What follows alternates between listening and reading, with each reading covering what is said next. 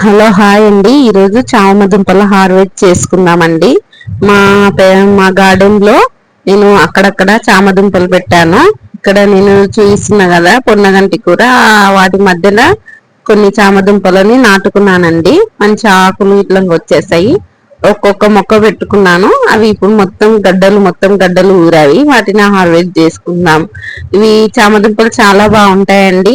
నేను ఇవి కర్రీకి మాత్రం యూజ్ చేయట్లేదండి. నెక్స్ట్ మళ్ళీ ఇంకా ఎక్కువ పెట్టుకోవడం కోసము వీటిని నేను ఇప్పుడు తీస్తున్నాను. నాకు దగ్గర పావుకిలన్నీ వచ్చేసాయండి.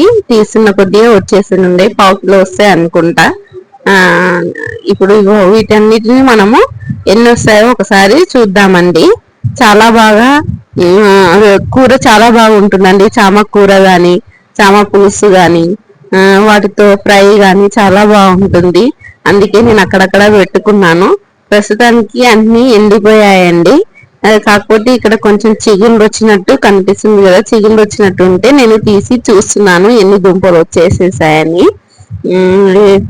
మీరు కూడా ఇలా చామదుంపలు నాటుకోండి, చాలా మంచిది.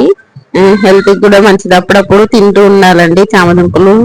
నెలలో 1 టైం 2 టైమ్స్ తిన్నా కూడా చాలా మంచిది ఇది చామగడ్డ.